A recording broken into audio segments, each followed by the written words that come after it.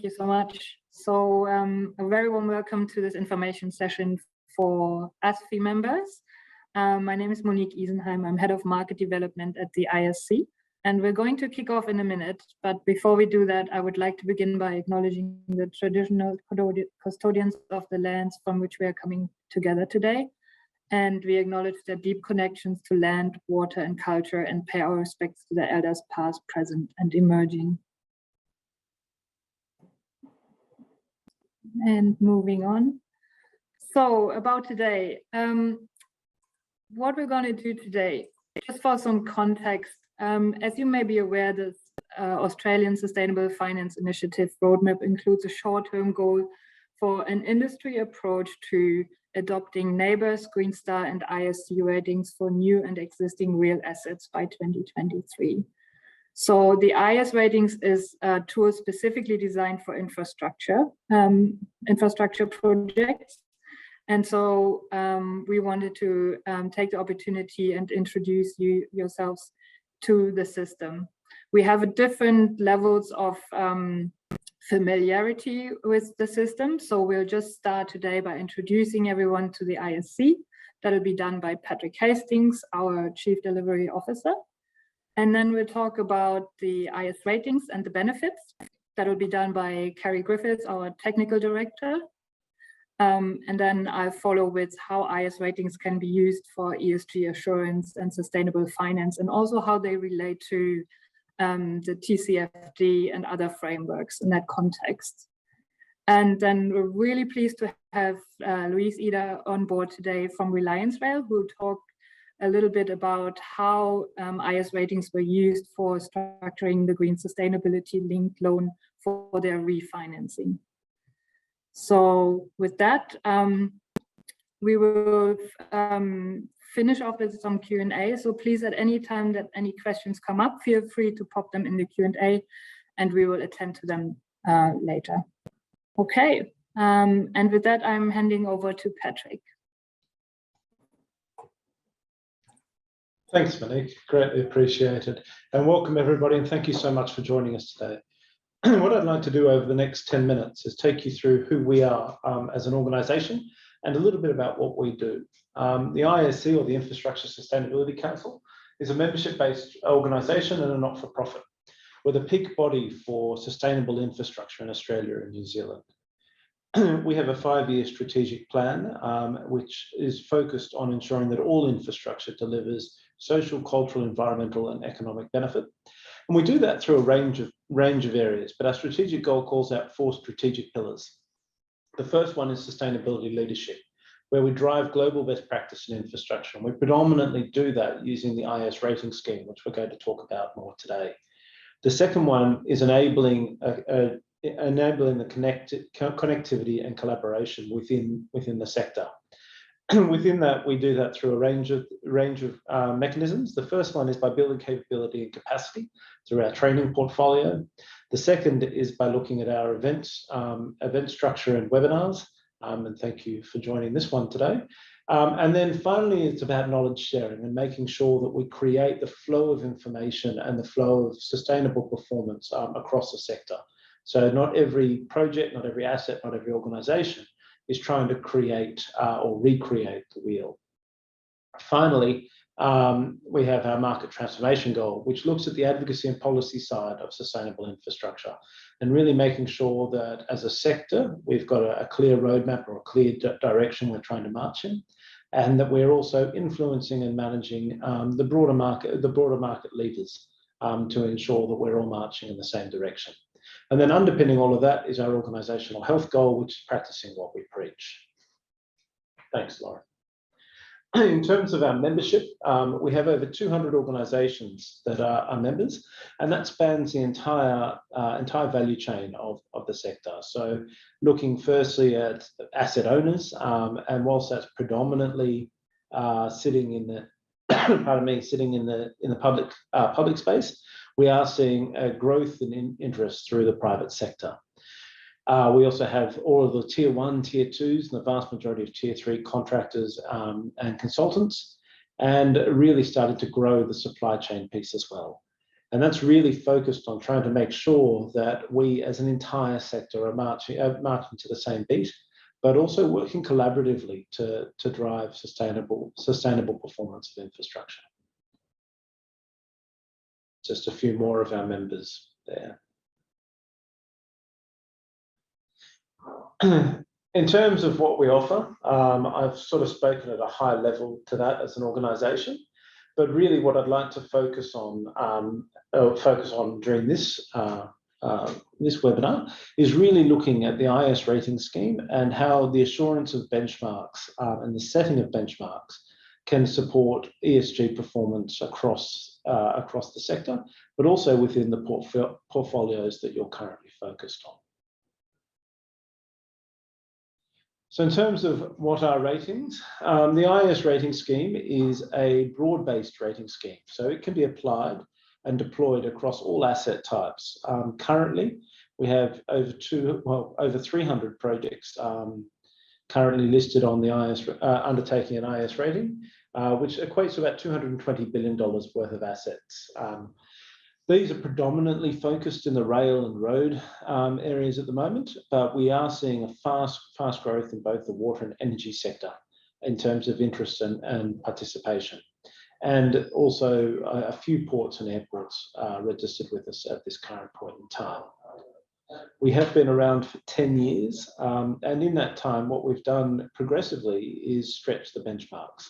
So as industry starts to increase its performance or improve its ESG performance, we gradually shift the benchmarks forward, constantly stretching industry to perform better.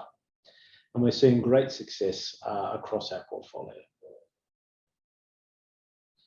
This is usually the driver or the market lever towards the rating scheme and ESG performance is currently being driven by mandating practices.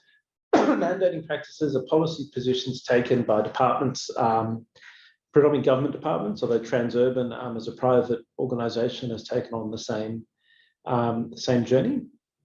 But basically the organisation or the department identifies what threshold they would want their ESG performance at. So for the majority of states and territories, departments of transport require their benchmarks be 100 million. So every project over 100 million inside the Department of Transport will be required to undertake an IS rating. In some of the more progressive areas, we're starting to see that threshold shift down. So Transport for New South Wales is a very good example, as is the ACT government, and really starting to see the growth, I guess the growth of that mandating practice across the country extend into the planning divisions as well. So in New South Wales, all critical state infrastructure will be legislated to assess their ESG performance, and in their conditions, that's called out through an IS rating. In Queensland, we've started to see it embedded in the Department of Planning, and we're starting to see the infrastructure bodies identify the utilisation of the IS rating scheme, or the I bodies start to utilise call out the utilisation of the IS rating scheme. We currently have mandating practices in every jurisdiction other than Tasmania. This slide needs updating because as of about 2 weeks ago, the Northern Territory came on board. And we also have been detailed as the assurance agency of choice for infrastructure for the Olympics in Queensland in 2032. So in terms of how an IS rating works, we have a rating scheme. Sitting underneath the rating scheme are 6 rating tools. Those rating tools reflect the different stages of the asset life cycle. So we have a planning rating, which looks at both strategic and detailed planning. And that's currently in pilot phase over in WA. It's important to note that this is the first planning rating globally to be utilised on infrastructure, and we're looking to bring that out of pilot in the first quarter of next financial year. That's currently being reviewed and adjusted based on the feedback from the pilot programs.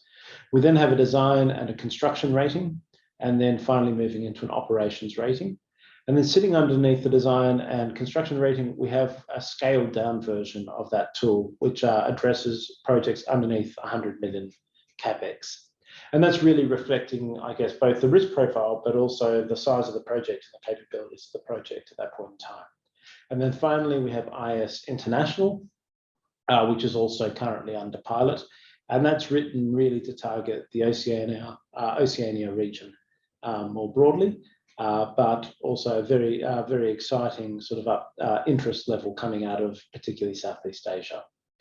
In terms of undertaking an IS rating, it's a 4-stage process. Firstly, you register the asset with the Infrastructure Sustainability Council. You then the project then, or the asset then, assesses itself against the benchmarks provided by the ISC.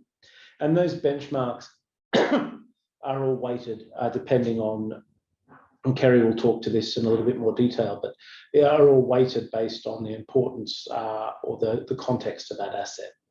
Finally, we go through third-party verification. Third-party verification is we bring in 2 verifiers per project to review the information submitted to us and provide their feedback. There are two rounds of verification. The first round, we provide either a verified score or request more information or request clarifications. Round 2 finalises the verification. We then move into certification, which is the public acknowledgement and celebration of the performance of that asset. Anything over the scheme itself is out of 100 points, with 10 points on top of that for innovation. And ultimately, what we do is reward an asset based on brackets, not dissimilar to when you're doing a university assignment. So, a pass all the way through to a high distinction, or in our case, anything over 20 points and up to 40 points receives, or 39.9 points receives a bronze rating, and so on and so forth, all the way up to a diamond rating. We are currently in the process of digitalising the IIS rating scheme, and recently we're awarded a grant. In fact, as of about 3 weeks ago, awarded a grant from Westpac and the New Zealand Government Innovation Fund, specifically to accelerate the digitalisation of our Essentials platform, which is that for projects under 100 million, and making sure that that is tailored well to the New Zealand market.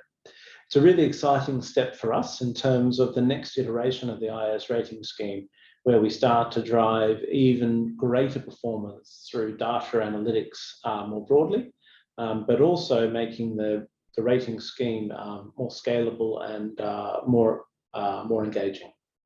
With that in mind, what I might do is pass to Kerry Griffiths, our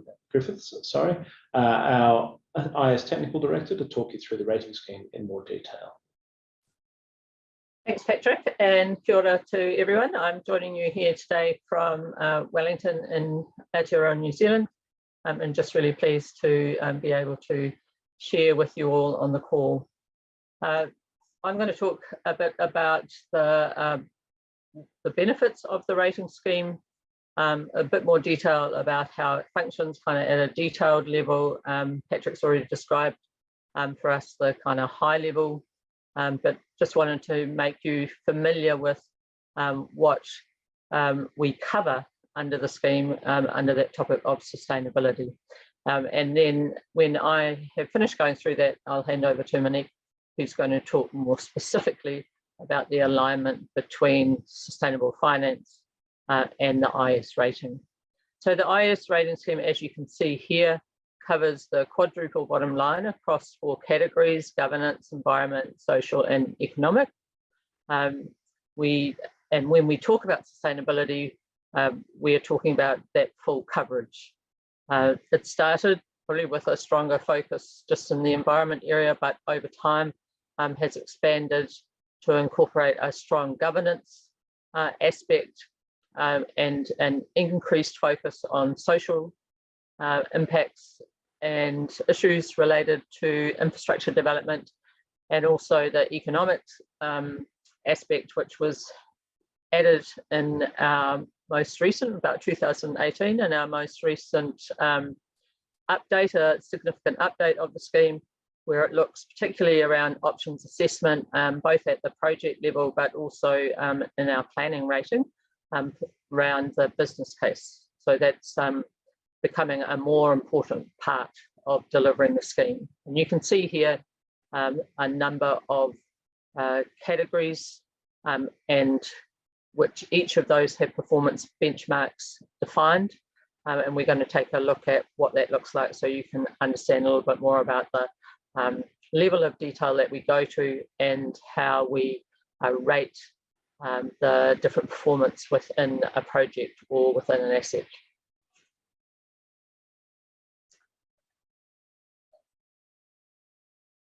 A big focus at the moment within infrastructure and certainly across both public and private sector is the impact of carbon, and certainly our rating scheme has that as a key focus area as well. A big reason for that is that 70% of greenhouse gas emissions in Australia relate to infrastructure. On the graph on the left, you can see that 15% of those is direct and embodied in materials, or also from the operations, energy related to operations of infrastructure. There's also a significant enabling factor. Infrastructure enables activity, and some of that activity also, a significant amount of that activity also produces greenhouse gas emissions. So that is covered by a couple of aspects within our tool around energy and carbon, and also the use of resources, and looking at low carbon or materials or carbon positive materials. We also, particularly in the planning side of the rating, want to make sure that we're assessing the use of carbon in the actual solutions that are being developed. And that is best done in the planning stage or in the business case phase. So you can see here that one solution may be to look to an alternative approach rather than building something new.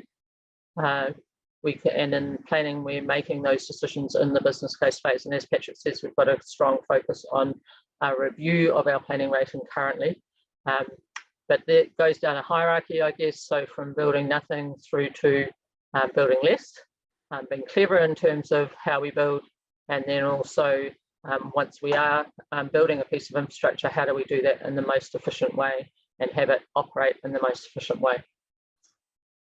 The impact, we not only measure impact at the individual asset and project level, that's really what the rating is focused at, but because of the work that we do with, as Patrick said, over 300 projects under rating, we're able to look at the cumulative impacts and the use of the tool in really reducing life cycle materials, greenhouse gas use, emissions, energy use, water reduction, the increase of materials that are using sustainability credentials. We can track that across the whole portfolio because of the data that comes in through our system.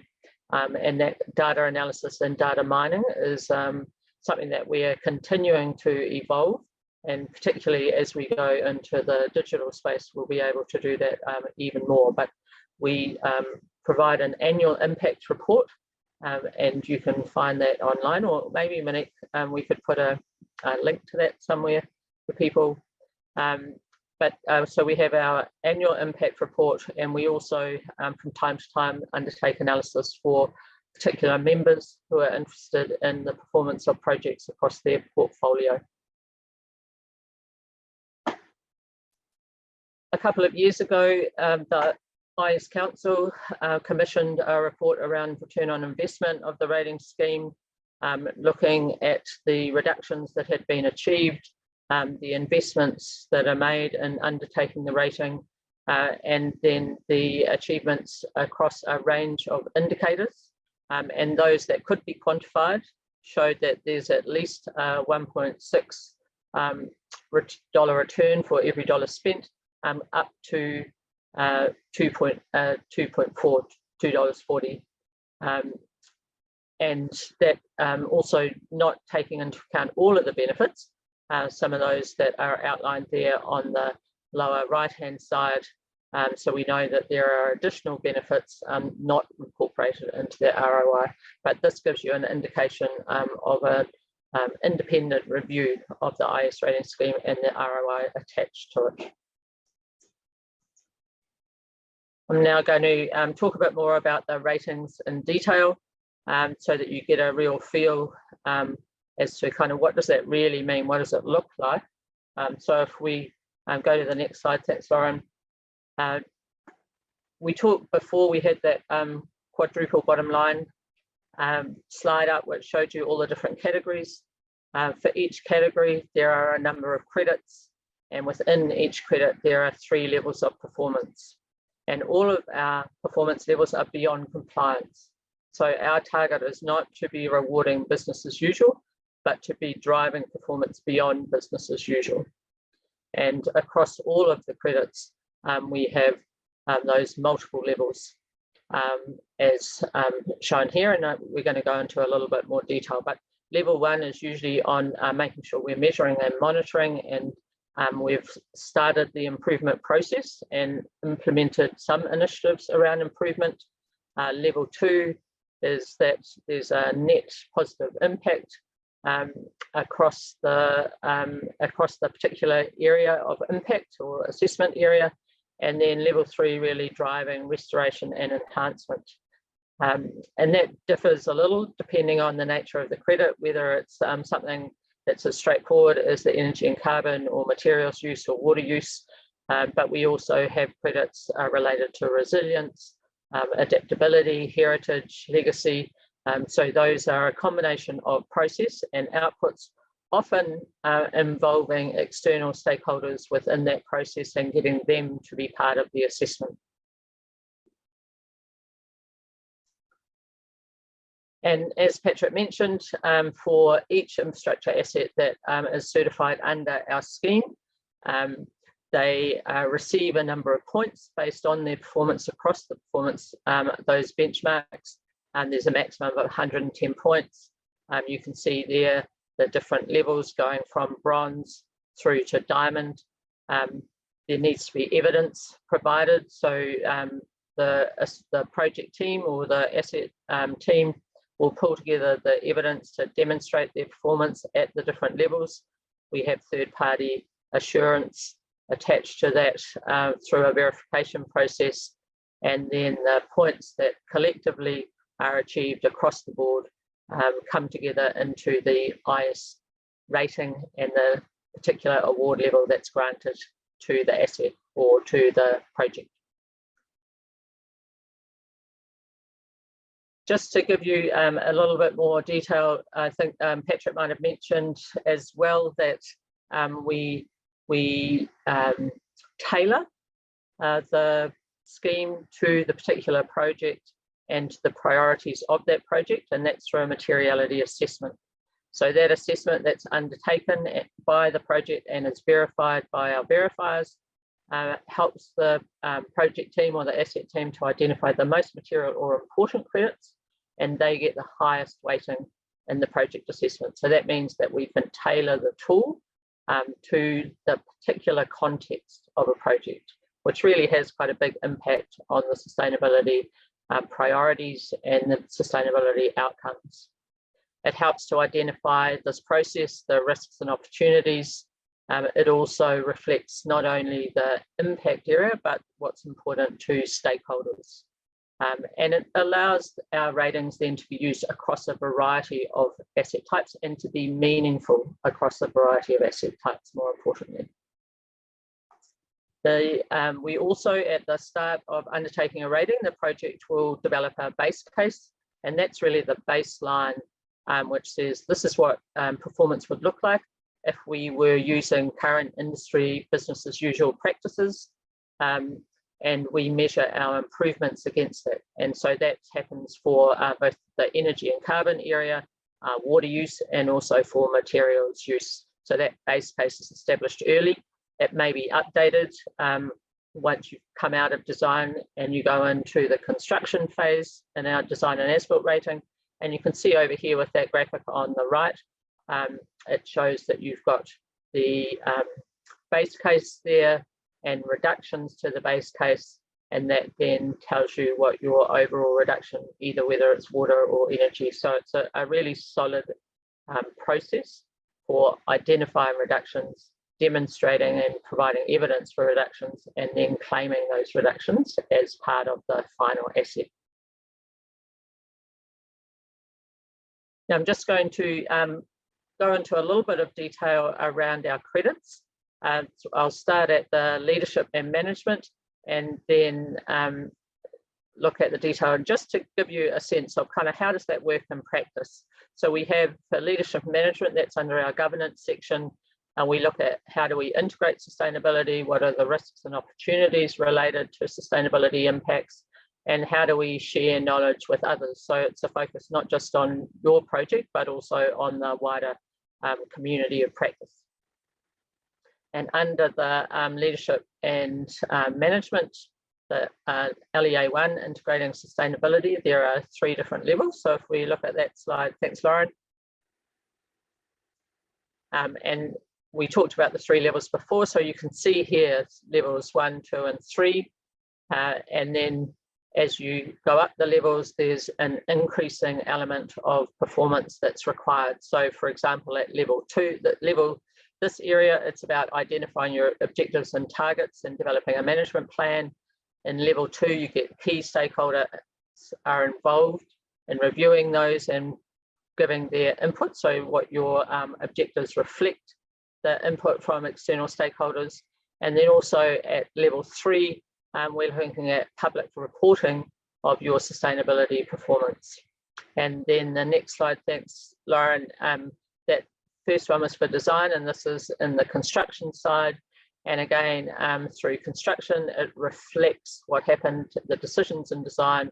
Those are updated, progress and performance is reported, publicly stated and reported publicly. The whole sustainability performance and contribution to the UN Sustainable Development Goals is reported at level 3.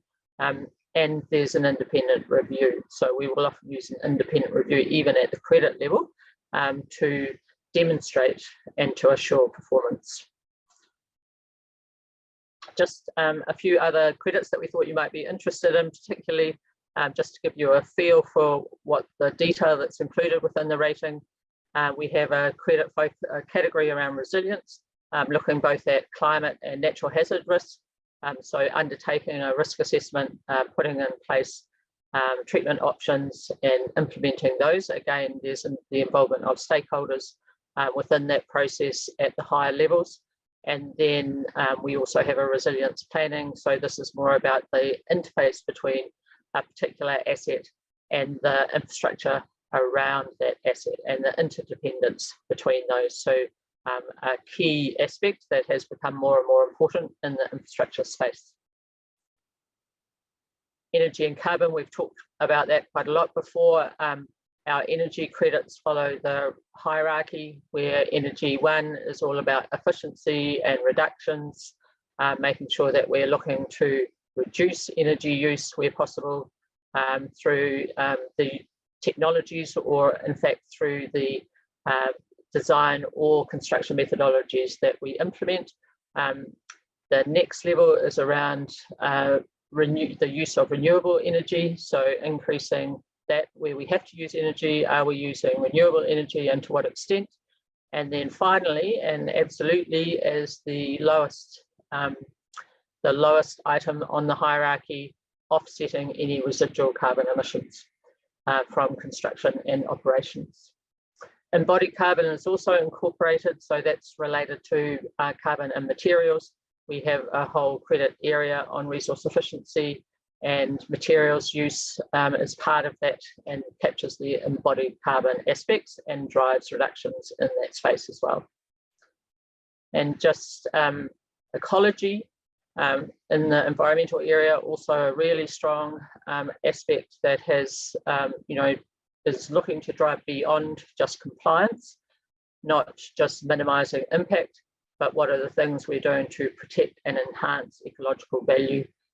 And again, applying in hierarchy there, with the offsetting being last resort. And within our scheme, we only reward like for like land-based offsetting, so that even within the offsetting, we're quite particular about what it is that we see as best practice. moving on to adaptability and end of life. So looking at the asset, when we design an asset, are we thinking already about the whole life cycle, including end of life? What happens if that particular asset needs to change in the future, perhaps related to climate change adaptation? Are we well set up to do that? Have we already thought about recycling and reuse of components at that very early design stage? Are we future-proofing the asset for change as technologies and societal values change?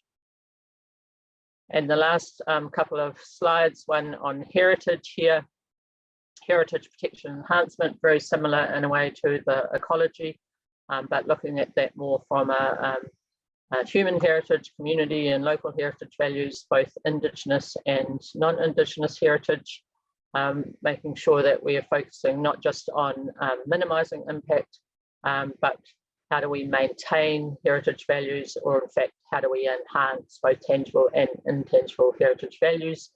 And are we working with the community to make sure that they are satisfied with any enhancements or interpretation that we're doing?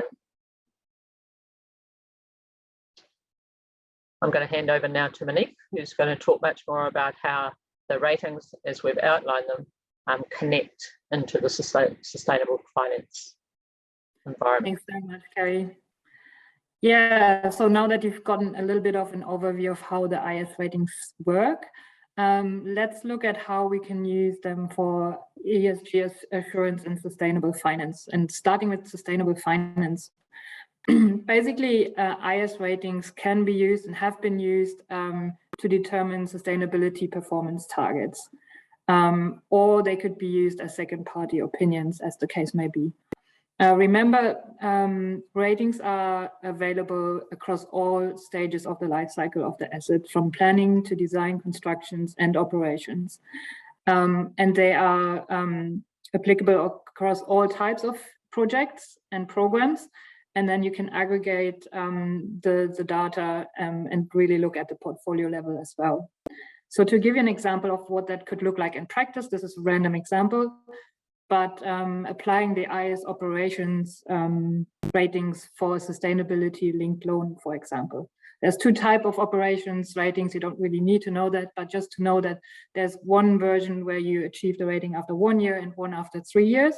So in this example, the contract or the loan is structured in a way that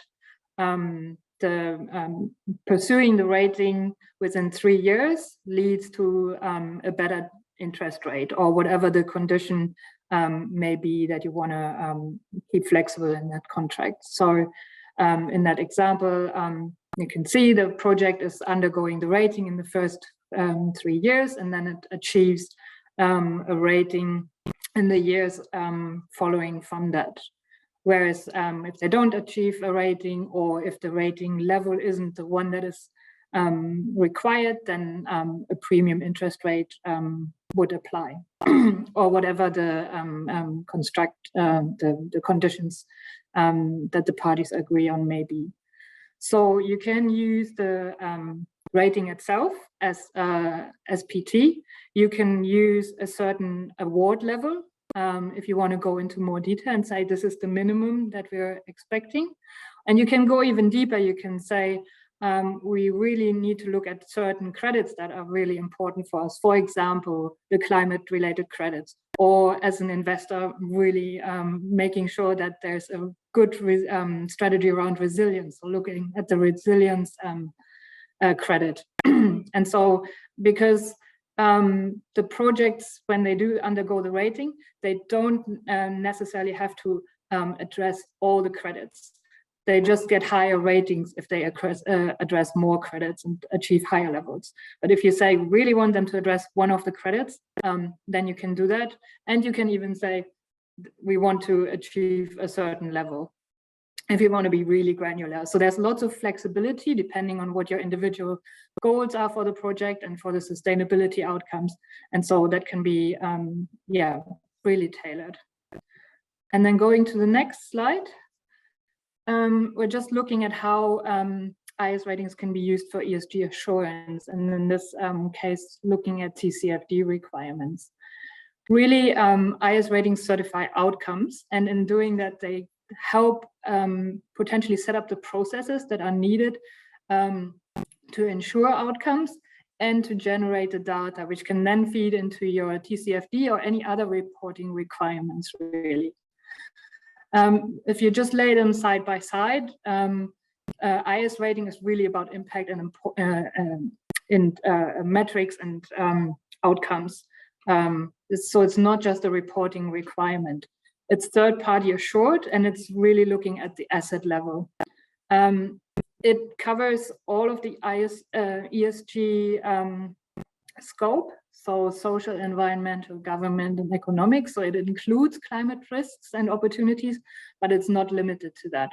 And so then if you look at the individual assets, you can use the data coming from those ratings, aggregate them, and then that can feed into your TCFD report, or even more broadly, the sustainability reporting or requirements as they may arise. And then looking at the next slide, yeah, equally for the Equator Principles, which are broader and looking at social and environmental risks. Again, the data from IS ratings and the processes can help you with those reporting requirements. One of the differences I would like to point out that, as Carrie has mentioned, you don't get rewarded for doing business as usual or for complying with the local laws and regulations. That's for granted. The IS ratings go beyond that, whereas in some cases, the Equator Principles really just require compliance with local regulations. IS ratings really go beyond that. You don't get rewarded for business as usual. But equally, those data and processes can then help aggregate on a company level the reporting metrics. And so going to the next one. Some of you might be familiar with the GRESPs updates, and just wanting to show how they fit in with ISC ratings. So ISC ratings are done on an asset-by-asset level and across the whole lifespan of the asset, so from planning, design, as-built, and operations. GRESPs does an annual overview and like a snapshot and looks at individual assets, but also at portfolios, and so aggregates those data, but focusing only on the operational, on the ops cycle of the life cycle. And then again, those data can be used for TCFD and other sustainability reporting.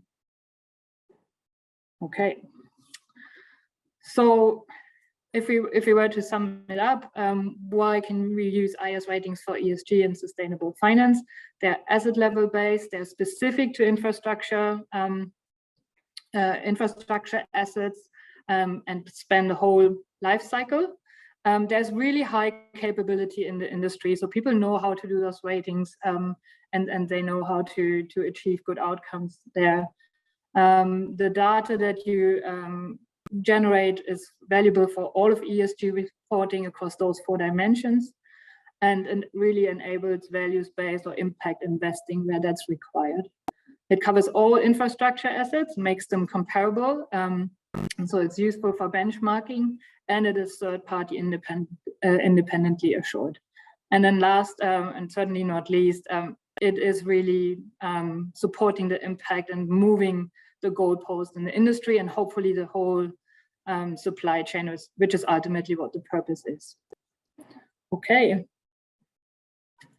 And now, yeah, really happy to hand over to Louise, who will talk to us about a specific case study in which the IS rating has been used as a sustainability performance target. So over to you, Louise. Thank you.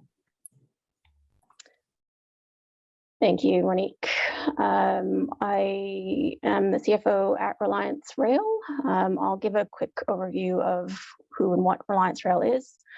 We've just recently, back in February, completed a $1.8 billion green sustainability linked loan that was linked to an IS rating. So I'll give some detail on that. and then just go through a bit of the process that we went through in selecting the IS ops rating, as well as the process we went through with getting the banks comfortable with using that as one of our sustainability performance targets. And then I think we'll open it up to Q&A. So I would encourage anyone to ask any questions they have during this session. So Reliance Rail, we are a public-private partnership with the New South Wales government.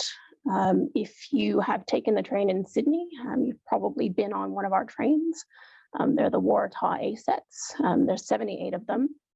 And what our PPP delivered was the 78 trains provided to Sydney Trains, as well as 30 years of maintenance and a dedicated maintenance facility in Western Sydney. So our contracts were written back in 2006, and at the time there was little or no focus on sustainability issues in the documents. So given that those documents govern how we operate until at least 2044, we started to look at over the last couple of years, well, what can we do as an organization to improve sustainability, even though we're not contractually or legally required to. One of the difficulties with a PPP, and a particularly a mature one like ours, is that the contractual structure is quite rigid, and it's difficult to make changes without the consent and agreement of all parties involved. In this particular case, not just with the IS rating, but with our sustainability linked loan and our intent or desire to focus on and improve the sustainability of our assets, everyone has been cooperative and collaborative. So the main people that we needed to get on board were Sydney Trains and Transport for New South Wales, who are our customer, as well as Downer Rail, who is our contractor and delivers the maintenance of the assets and the maintenance facility. And everyone, as we went through this process, we were pleasantly surprised to see that everyone was willing and eager to cooperate and collaborate. And so for the loan itself, the loan was interesting in a number of ways. So we did a 21-year bank loan facility, which is unusual. It takes us to the scheduled end of the project, so until 2043. So we will not have to refinance again. What that meant, though, is putting this sustainability linked structure in place was really important because we only had one chance to get it right. And we looked at a number of metrics and settled on 4. The key one is the IS rating, which I'll go into in a little bit more detail, as well as energy intensity of the maintenance facility and of the trains themselves. We're looking at solar PV installation at the maintenance facility. And the main other one is water intensity. So washing of the trains is a fairly water intensive process. So we thought that that was something particularly relevant to focus on as well. So another interesting aspect of our deal is it's a 21-year loan, but we have an initial 10-year period during which we can report performance against the SPTs, the performance targets, and potentially earn some margin savings on our loan. What's interesting also about our loan is that if we do generate any margin savings under the loan, they don't come back to the company or to the shareholders. They go into a segregated pool, and those funds can only be used to fund sustainability initiatives in future. With the IS rating, we are doing an operations rating. So Patrick and Carrie went through the rating structure for, I think, a design and as-built rating. We're looking at the operations rating. I think there's a great deal of information about that on the ISC website. So our structure is a little bit different, but what we have structured is the SPT related to the IS rating There's an initial savings component if we reach a commended score. So in this case, it's 25 or better. There's a step up if we achieve excellent, another step up when we get to leading, and then the highest possible saving if we get to a score of 90 or better. So the process that we went through in choosing to do an IS rating and linking that to the sustainability linked loan, it took a couple of years, and we had initially planned to refinance back in 2020, but were delayed because of COVID. So we didn't end up closing the loan until the 28th of February this year.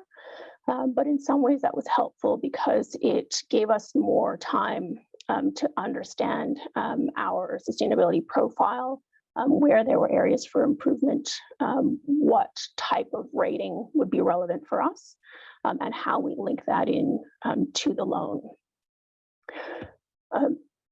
So with the IS rating, and I think that that list that Monique went through of why it's relevant for sustainable finance really outlines why we ended up choosing it. We're a PPP, so not a standard corporate. We're not listed, we don't report publicly, there's very little public scrutiny. We're not contractually or legally required to make sustainability improvements beyond legislative requirements. So when looking at how do we improve sustainability and what do we focus on, we wanted to look at a holistic sustainability framework, but one that was relevant to us. And ISK's weighting assessment process, I think is really helpful, and that's one of the reasons that we chose it. So they're familiar with PPPs and with infrastructure projects and rail infrastructure in particular, which was one standout for ISK. And also the weighting assessment process, which we've been working with ISK on, really focuses on what's relevant and material for your project, while focusing on holistic sustainability. So that was really important for us. One of the initial challenges in bringing the IS rating in as a sustainability performance target was a lack of familiarity by the banks with ISK. So as part of the process that we went through with the loan late last year and early this year, there was a bit of an education process and introduction of ISK and the IS rating process and metrics with the banks. So what was really helpful was having a session with ISK. So Ben Wade at ISK, who we've done quite a bit of work with, hosted a session with our sustainability coordinators. So NAB, CBA, and BNP acted as our sustainability coordinators for the loan. We held a session with them and ISK to get them familiar with the ratings process and metrics, similar to what Patrick and Carrie and Monique have gone through, but also to answer their specific questions about, well, how does this apply to rail assets and rail infrastructure, and the likely starting points, some of the history that similar projects have gone through, and the ramp up of scoring, the dedication and the resource requirements, and other questions that they had just on ISK and how it was relevant and applicable to Reliance Rail. So once we got them comfortable with that, they helped get the other banks in our syndicate comfortable that the IS rating was relevant. The next challenge was with the second party opinion provider, who was DNV in this case. So DNV was not familiar with ISK or their rating products.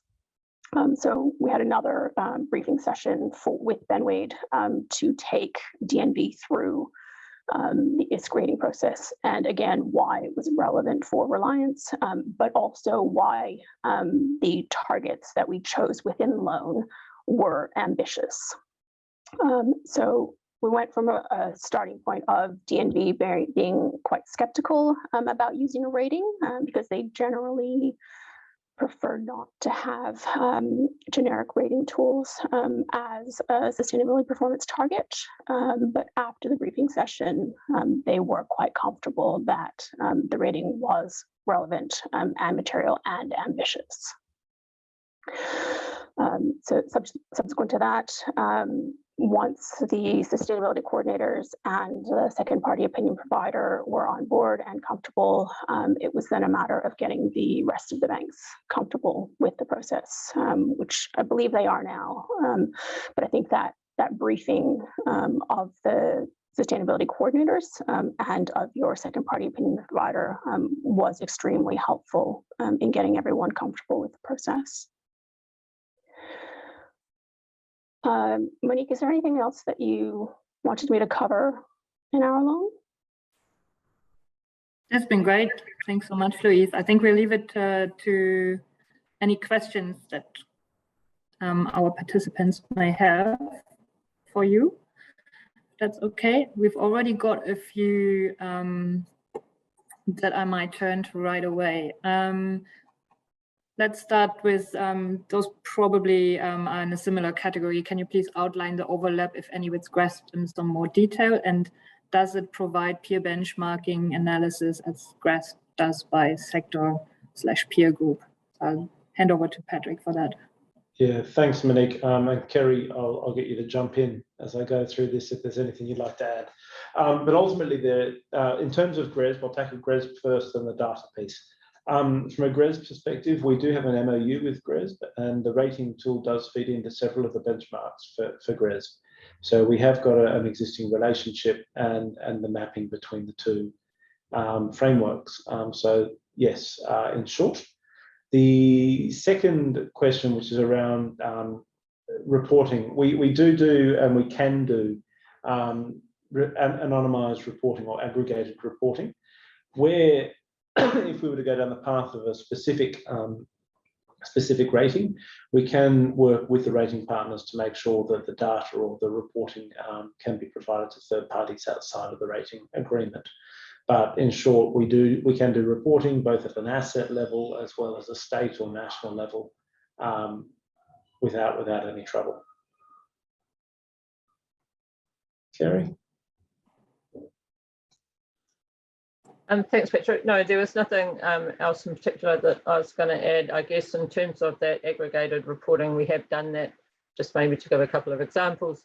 As Patrick says, sometimes at the state level, sometimes we've looked at particular types of assets.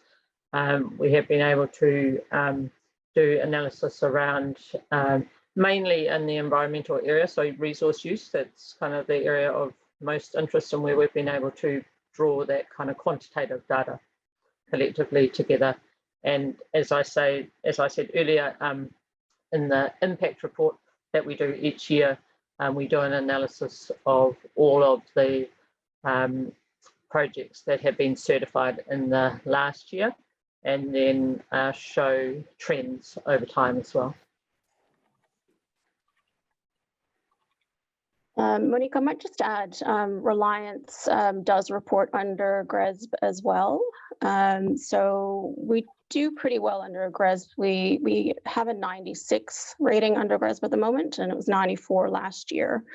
So I know that for sustainability-linked loans, some borrowers have considered, and some banks have considered using GRESB as a benchmark for an SPT. But as I said, we have a score of 96, and we're just at the beginning of our sustainability journey. So we have a lot of room for improvement, but not a lot of room for improvement in the GRESB score. Whereas with ISC, we're hoping to come in somewhere in the low 20s, high 30s as a starting point for GRESB, and continue to improve from there.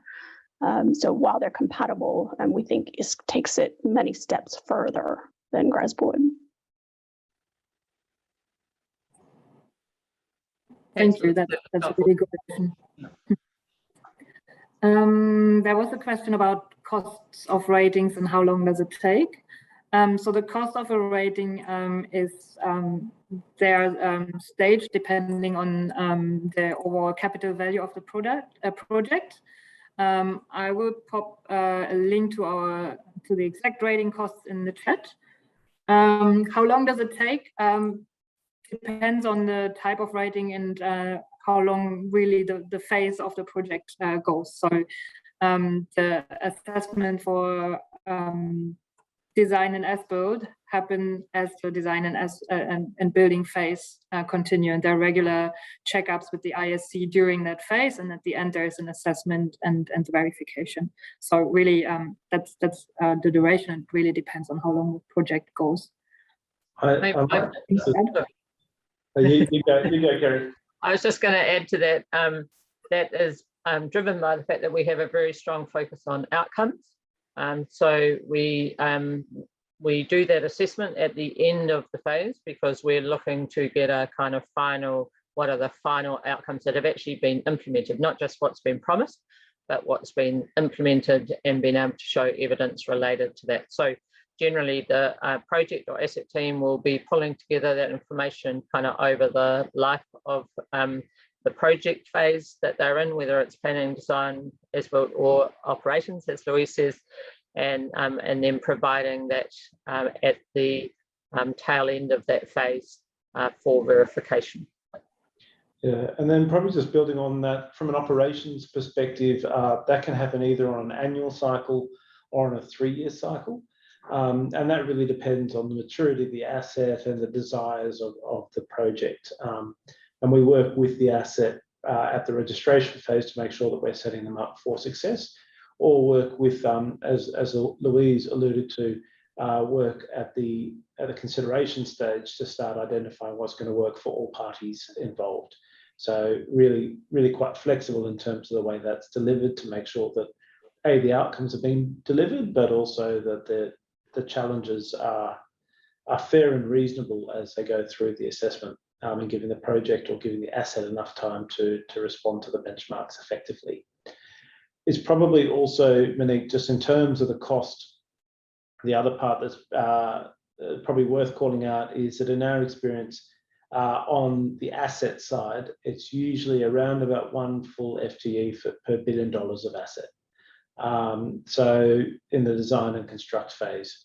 So ultimately, there will be an FTE requirement on the design and construct phase, and that's usually a sustainability professional that's there to help coordinate the implementation of the benchmarks, but also to support the overall asset in driving forward towards those outcomes.